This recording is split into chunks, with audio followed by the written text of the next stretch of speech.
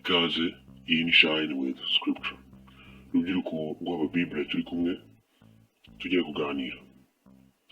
Kuki papa wawe na mama wawe batanye? Ntabwo tugiye kuganira kuri iyi ngingo nuko ibi bigira ingaruka ku babyeyi, ariko bikanagira ingaruka cyane ku bana. Wibaza ibyo ari byo, kuko ubundi Imana yaremye umugabo n'umugore kugira ngo babane akaramata, ariko nanone yaremye abana kugira ngo barererwe mu muryango, barerwe n'ababyeyi bombi. Iyo papa na mama rero batanye bigira ingaruka ku mikurire y'umwana. Ese rubyiruko rw'Umubibure turi kumwe, niba papa na mama baratanye ukiri muto cyangwa se umaze guca akenge, ni gute wakwitwara muri iyo mimerere? Iyo niyo ngingo tugiye gusuzuma, kandi no kuri iyi ngingo ni ingenzi cyane. Turifashisha inyandiko ya jawa.org y'abana. Jawa.org kabisa baraduhetse muri iyi minsi. Ni ukuri bandika ingingo nziza, turaza no kujya dukura ibitekerezo ahandi, ariko iyo niyo iri buze kutuyobora cyane. Jawa.org. Iyi ni website y'abatemo du Java. Barandika pe. Ariko biraza kudufasha nyine. Tubahe credit, tubahe n'amashyi menshi, dukure ingofero kabisa. Ubona ko n'abantu bafite ukuntu Bibiliya kabisa bayicengeye, bashobora gukuramo inama zose zishobora kubafasha. So nanjye ndazizanye kugira ngo turebe ko zadufasha kuri hano kuri Shine with Scripture.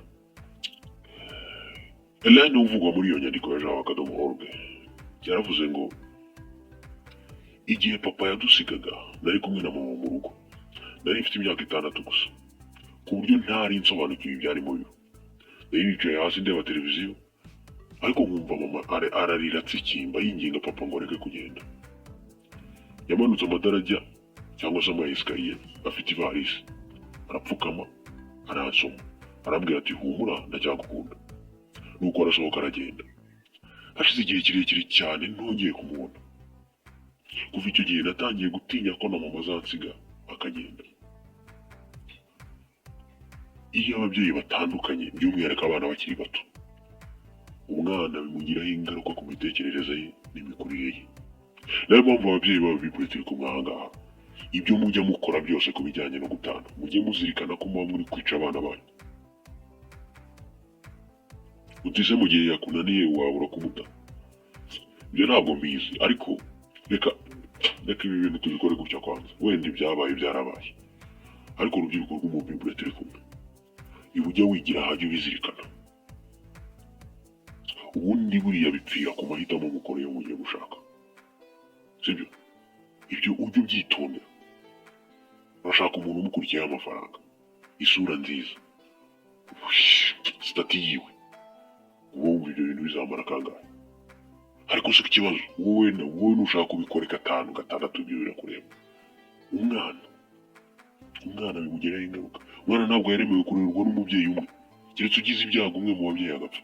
Ariko ubundi umwana agomba kubana n'ababyeyi babiri, agakenera urukundo rwa nyina, agakenera n'igitsure cya se kugira ngo akurire kuri gahunda, sibyo?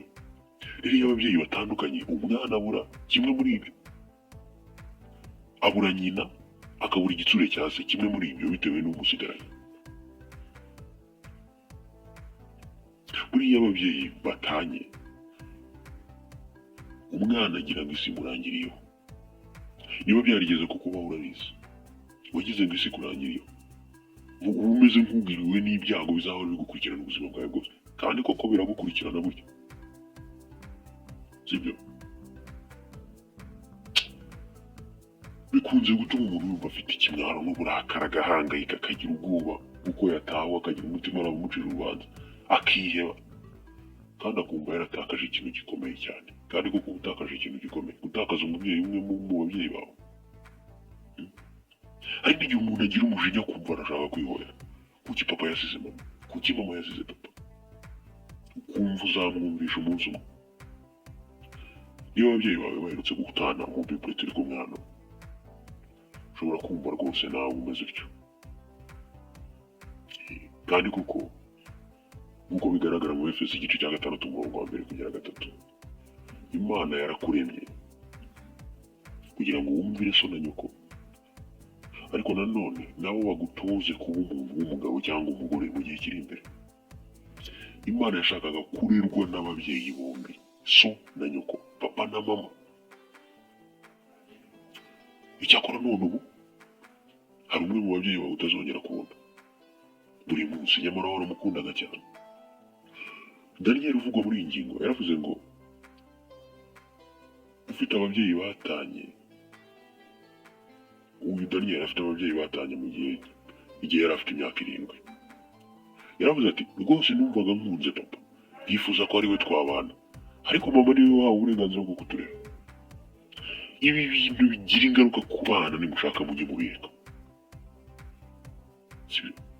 Ibintu byo gutana kabisa mwagize imikino bigira ingaruka ku bana, sosiyete izapfa kandi ari mwe muyishe. Mwibwiraga ko ngo muri ababyeyi beza, ibi byica abana. Ubu nta kintu gikomeye mu buzima, maze yarangiza yagera imbere ugatangira kuvuga ngo umwana wanjye yabaye iki, yabaye iki se nyine. N'ingaruka z'ibi bintu byose biba bigenda, sibyo? Rwose urubyiruko turi kumwe rw'ababibure, nujya gushaka uzakora amahitamo meza, kandi uzashaka itagahita ari ukubana by'akaramata. Urera abana banyu, mwubaka umuryango ushimishije, kandi ibyo mwabishobora kuko hari ababishoboye. Ku bintu byo gutana ntabwo ari sawa, bituma umwana nk'ubu ubajije urubyiruko rwo mu bibure turi kumwe, nubona wenda nta ngaruka byakugira, ushobora kubyandika muri komenti. Niba uzi ingaruka ibi bitera byo gutandukana kw'ababyeyi n'abana, aho ababyeyi bombi, noneho wandike muri komenti ingaruka bigira, waba warazibonye ku wundi muntu cyangwa se nawe byarakubayeho, ariko ntiwimene inda. Nuvuga ibintu byose ushyire muri komenti utubwire ibyo ari byo. Ibi bintu bigira ingaruka ku bantu. Reka mbere yo kureba ukuntu wakwitwara mu gihe ababyeyi bawe batanye, reka tubanze turebe ubundi impamvu ababyeyi batana n'izihe, sibyo? Inshuro nyinshi ubundi gutana bitungura abana, kuko ababyeyi baba barabibatsimbye, barabibahishe, bakajya babirangiriza mu cyumba cyabo. Rachel uvugwa muri iyi ngingo igihe yari afite imyaka 15, ababyeyi be baratanye. Yaravuze ati byarantunguwe, birambabaza cyane, yibwiraga ko bakundana. Nubwo buriya ababyeyi baba batongana, iyo bigeze ubwo batana byo bibabaza abana kurushaho. Ntabwo icyo ari icyemezo uyu mwana batekereza ko gishobora kuba, cyane ko rimwe na rimwe uretse nk'umwana iyo ari mutoya, urumva ibyo bintu yabitekereza ko ababyeyi batana afite imyaka 6, 7, 10.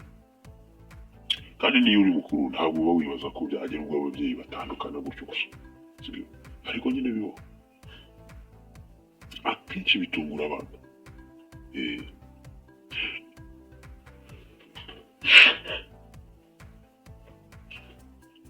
Bimwe rero mu byo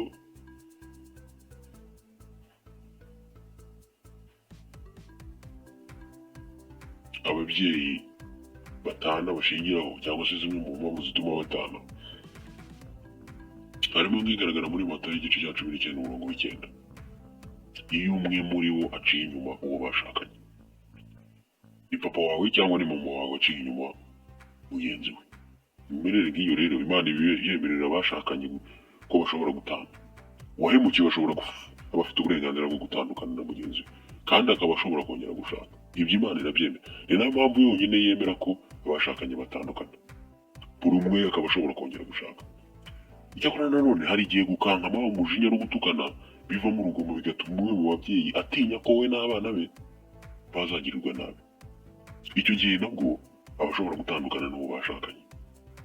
Icyakora ibyanditswe byo ntabwo bimuha uburenganzira bwo kongera gushaka, kuko nta busambanyi buba bwabayeho hagati aho, ahubwo ni umunabi w'umugabo cyangwa w'umugore utuma umwe mu babyeyi bahunga. Ariko kenshi abamama nibo bakunda guhunga, babona ko umugabo ashobora kuzateza akaga abana cyangwa agateza n'akaga nyina w'abo bana.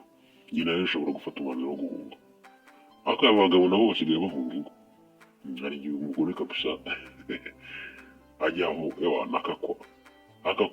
akakwatsaho umuriro uteye ubwoba, ukabona ko ushobora kugira ibibazo ukagenda. icyakora hari n'abandi batana bidaturutse ku mpamvu zifashije, umuntu agatana n'undi ku mpamvu zidafashije n'ukuri, aho kugira ngo bakemure icyo kibazo bafitanye. Reka mbahe nk'urugero,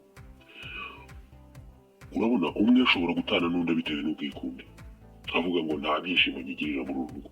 Iyo ni impamvu ituma utana n'umugore wawe cyangwa n'umugabo wawe, ngo nta byishimo kigira. aho uzi ahantu muri iyi si wagira ibyishimo forever wawe wahakurahe? ngo numva ntakimukunze. arewe ariko sha mujya mukina kabisa.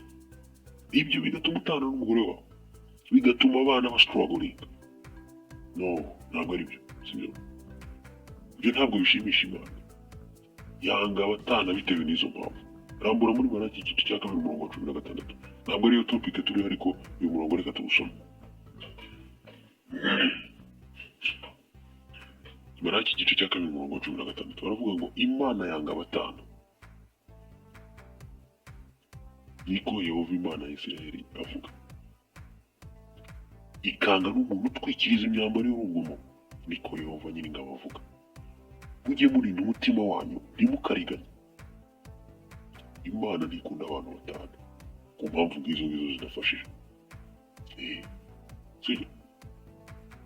izo ni zimwe mu mpamvu twari turimo turareba zishobora gutuma ababyeyi batana. izo turi kuzivuga kugira ngo wowe mu people uri hano wumve impamvu zishobora gutuma ababyeyi batana, kugira ngo dukemure cya kibazo cy'uko bishobora gukomeza kukugiraho ingaruka. ugomba no kumenya zimwe mu mpamvu zibitera. hari igihe rero ugerageza kuganiriza ababyeyi bawe bagahitamo kwicecekera aho kuguha ibisubizo bisobanutse ku bibazo babajije ku bijyanye n'impamvu batanye. ko hari igihe umwana aba ari mukuru waciye akenge, ukabaza ababyeyi b'impamvu batanye, ukabaza papa kuki wasize mama, ukabaza mama kuki wasize papa. icyakora kuba bataguha ibisubizo bitomoye cyangwa bakarushaho guceceka ntabwo bivuze ko bakwanga, sibyo? kuko ni ababyeyi bawe. ababyeyi bawe bashobora guhitamo kwigumanira ibibazo byabo kubera ko gusa bigoye kubivuga, cyangwa se kuvuga kuri iyo ngingo yo gutana babiganiriza umwana wabo ari we wowe, sibyo? bashobora kumva rwose batari nta ntege bafite zo kubikora. bashobora kuba bumva baragize ipfunwe ryo kwemera amakosa yabo. noneho rero nyuma yo kumva izo mpamvu, reka turebe wakora iki wowe nk'umwana. ababyeyi bawe batandukanye, papa na mama bakaba baratandukanye. urubyiruko rw'umubibure, ndashaka ahangaha wicare utuze tuganire neza.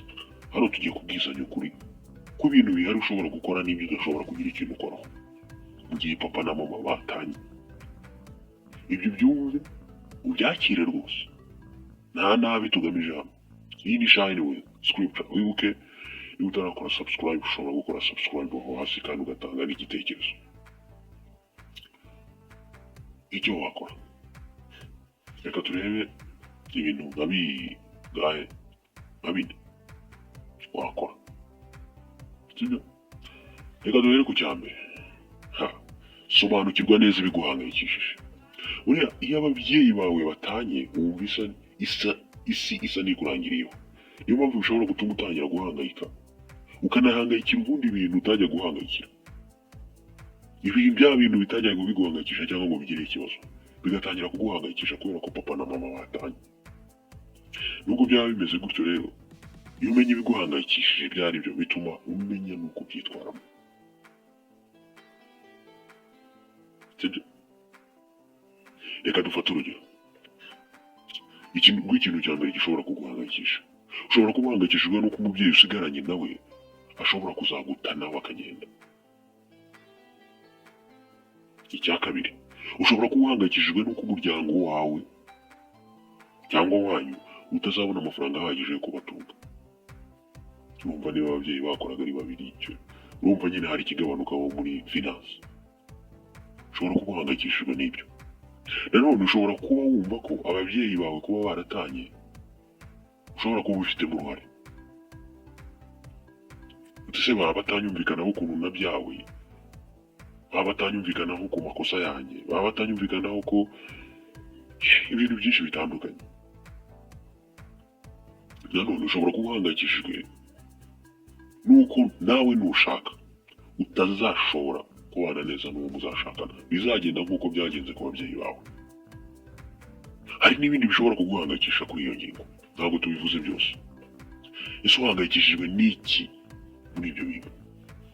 Niba ufite ka gakayi kawe, andika ikiguhangayikishije, cyaba kimwe muri ibi cyangwa se ibindi.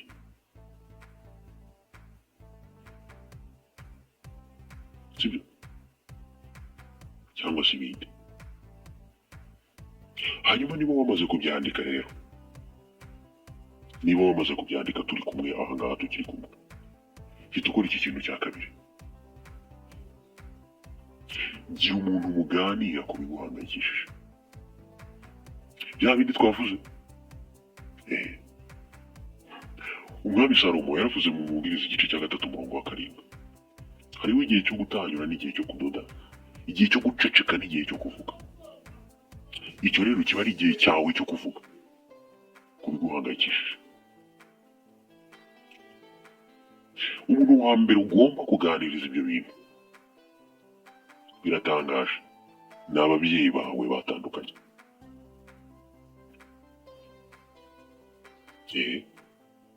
Babwira agahinda ufite cyangwa ubabwire ko uri mu rujijo. Ahari bashobora kugusobanurira uko ibintu bimeze, bityo imihangayiko yawe ikagabanuka. Ababyeyi bawe ushobora guhitamo kubaganiriza bari kumwe cyangwa se ukaganiriza umwe umwe, ariko baganirije muri kumwe ntibyaba ari akasamutwe. Simbizi, ariko biterwa n'ukuntu ababyeyi bateye. Buriya hari ababyeyi bari smart cyane, bakomeza rwose no kuvugana nyuma y'uko batandukanye kubera ko hari ibintu batumvikanye. Ariko hari n'abo wakongera guhuza bagakocorana. Ibyo biterwa n'ukuntu ababyeyi bameze, jya ushyira mu gaciro. Ariko jya uzirikana ko bagukunda nk'umwana wabo. Reka dufate urugero. Mugire kuganira n'umwe muri bo cyangwa bose, ushobora kumusobanurira bitewe n'uwo ari we. Wenda nk'umubyeyi wagusigaranye, ushobora kumubaza uti, ese mama cyangwa papa, ndahangayitse cyane, ubuse nawe ntuzanta nk'uko papa cyangwa mama yagutaye? Mubwire uko wiyumva, nawe uramuhisha kandi ari umubyeyi wawe. Ashobora kukubwira ati, mwana we, ntabwo nzigera muto. Cyangwa se ashobora no kuguha icyizere cy'uko papa namara gucuruka bazaganira akagaruka mu rugo cyangwa mama. Ibyo ntabwo wabimenya utabajije uwo mubyeyi. Ega ibintu byose burya biva mu biganiro. Kandi jya uzirikana ko umubyeyi wawe agukunda. Jya ushaka igihe cya nyacyo umubaze, umubwire ko uhangayitse. Jya umubaza atananiwe kandi yaciyemo agahe runaka kugira ngo utamwibutsa bikamukomeretsa nawe. Jya ushyira mu gaciro. Numaze gukura se ntujya uvuga ko uzi ubwenge. Koresha ubwo bwenge umenye ibyo ari byo. Sibyo? Ibyo ni ukuri bizagufasha. Bizagufasha kugira gute? Bizagufasha kuganira n'umubyeyi wawe. Nanone ushobora kuganiriza umubyeyi wagusigaranye. Ese mama, nzakomeza kwiga hahandi? Ese ubu tuzakomeza kubona amafaranga ko papa cyangwa mama yagiye? Ashobora kukubwira ko wenda uzahindura ishuri, ashobora kuguhumuriza. Sibyo? Ashobora kuguhumuriza. Uzahindura ishuri cyangwa se umurana hariya ni heza, ushobora kuzahiga bikagenda neza, cyangwa se tuzakomeza kubona amafaranga, cyangwa se azakomeza kudufasha nubwo yagiye. Cyangwa akanakubwira ko wenda azagera akagaruka. Mukuba mutaratandukana mu mategeko se. Sibyo? Ushobora no kubaza bose. Sibyo? Tuse kuba mwaratanye nuko njyewe hari uruhare mbifitemo. Sinzi hano niba bakubwiza ukuri, ariko nibura igisubizo baguha buriya ababyeyi baba bazi ubwenge gishobora kugufasha hari kugira ikintu ukuramo. Sibyo? Ariko urumva uba urimo urasuka ibi ku mutima imbere yawe. Ushobora no kubaza ababyeyi bawe, ese nanjye ninshaka sinzabana neza n'uwo tuzashakana bikangendekera nabi nk'uko namwe byagenze? Ababyeyi bashobora kugusobanurira ko ushobora guhitamo neza, bashobora kugusobanurira ko ibibazo bibaho, bashobora no kukubwira ko bazasubirana wenda ntawamenya. Ushobora no gusanga wenda ushobora kongera kubahuza ukabafasha gutekereza kuri ibyo bintu, niba ibintu byabatandukanyije bidafashije, cyangwa se bagakemura ibibazo byabo. Rwose jya uganira n'ababyeyi bawe biguhangayikishije.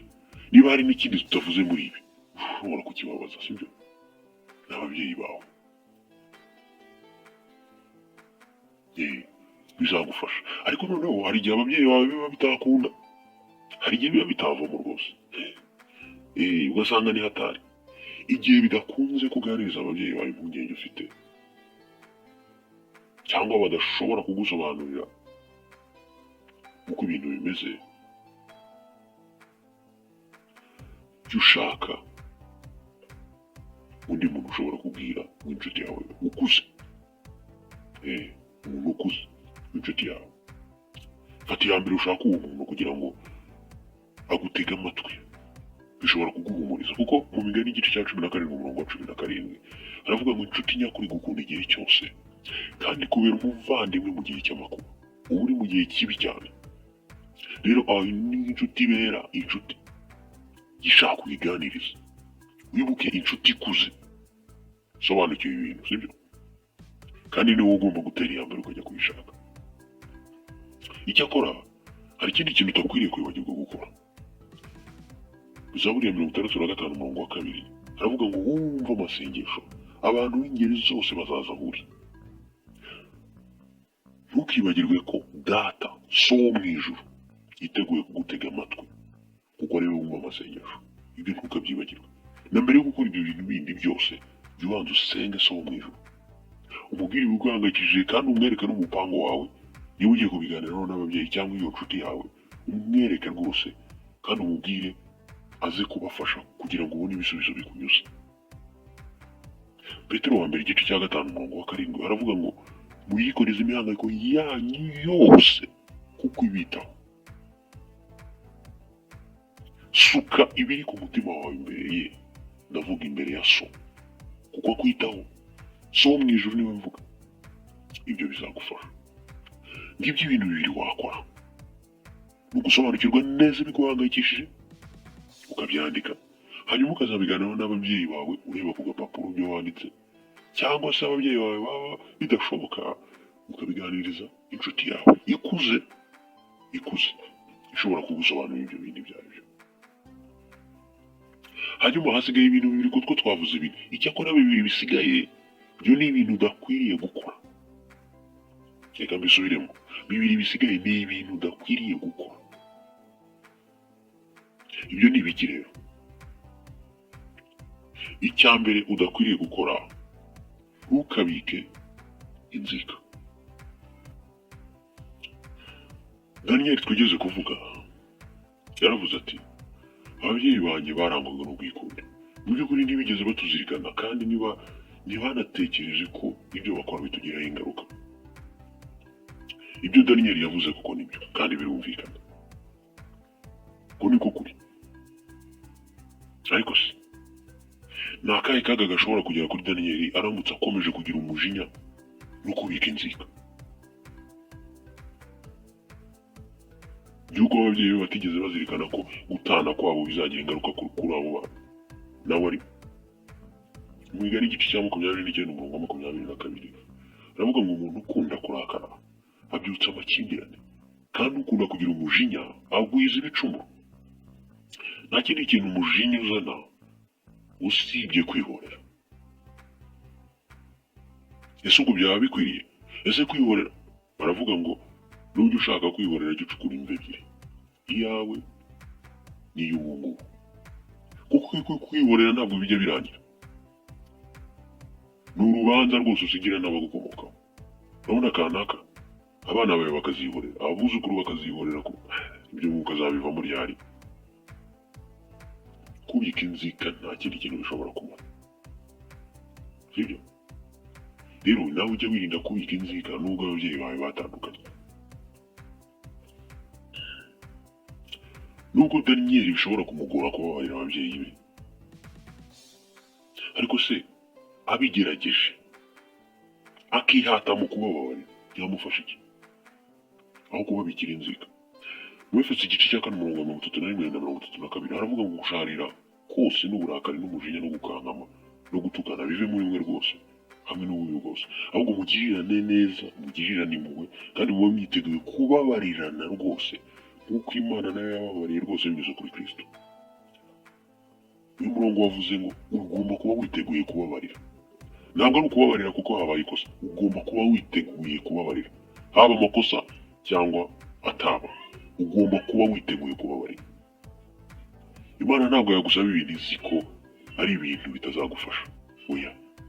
Iyo umuntu yiteguye kubabarira bituma kubika inzika bimuba kure, kandi kubika inzika nta kindi kintu bimaze usibye ko birangira umuntu ashatse kwihorera. Nanone mu Rubaro mu gice cya 3:23 haravuga ngo bose bakoze ibyaha maze bananirwa kugera ku ikuzo ry'Imana. Buriya twese turi abanyabyaha, ababyeyi bawe baratanye n'iryo kosa bagukoreye, ariko wowe nta makosa ugira, se nta makosa uzakora, se wowe ntuzakenera imbabazi, ko twese turi abanyabyaha uko turi hano ku isi. Ibyo iyo bizirikanye bituma udakomeza kubika inzika. Ababyeyi baratandukanye n'ubundi nta kindi kintu wabihinduraho. Irinde rero gukomeza kubabikira inzika, ahubwo wihatire kubabarira. Abantu tugira amakosa, ntabwo dushyigikiye abantu batana, ariko abantu dukora n'andi makosa usibye no gutandukana. Icya kabiri udakwiriye gukora ni ukwiyangiza. Irinde imyitwarire yo kwiyangiza. Deni uvugwa muri iyi ngingo yibutse ibyamubayeho, aravuga ati ababyeyi banjye bamaze gutana nabuze ibyishimo kandi ndiheba, natangiye kugira ibibazo byo ku ishuri ndetse umwaka umwe ndawutsindwa. Nyuma yaho natangiye kwitwara nabi ku ishuri kandi ngakunda kurwana. Ese Deni kuki yitwaye nabi ku ishuri? Ni ukubera ibibazo byo gutana kwa papa we na mama we, ariko ngo yari asigaye akunda no kurwana. None se nawe wumva umeze gutyo? Wumva hari imyitwarire watangiye kugira bitewe n'uko papa na mama batandukanye? Abagalatiya igice cya 6:7 biragufasha. Haravuga ngo ntimwishuke, iby'Imana ntibikerenswa, kuko ibyo umuntu abiba ari byo azasarura. Niba watangiye imyitwarire yo kwiyangiza ngo nuko papa na mama batandukanye, ibyo biba nibyo uzasarura mu nshere, sibyo? Ibyo biba nibyo uzasarura rwose.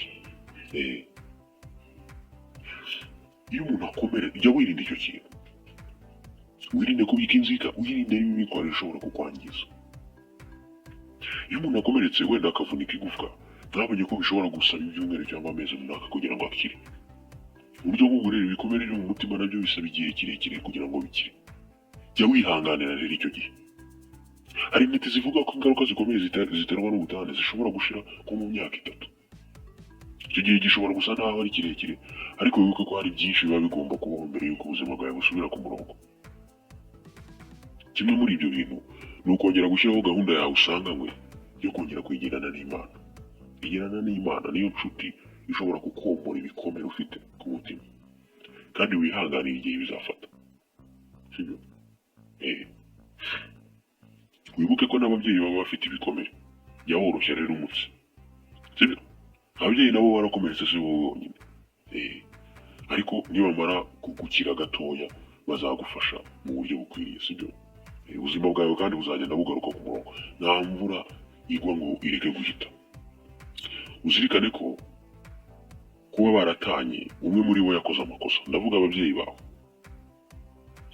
Ujye ugerageza gutahura ayo makosa kugira ngo utazayasubiramo mu gihe uzaba umaze gushaka.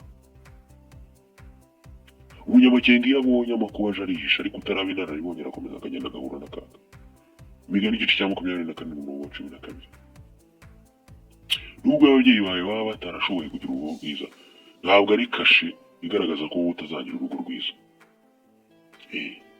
Sibyo? Ibyo bizirikana. Twabonye ibintu byinshi. Twabonye ko hari ibyo wakora mu gihe ababyeyi batandukanye.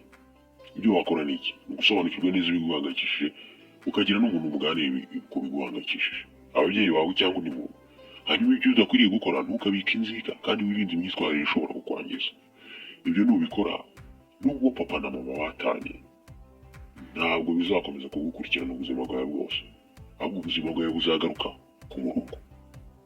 Niba wumva utumvise neza ibi bintu, wongera usubizemo video, wongere uyitangire wumve neza ibi bintu, bizagufasha.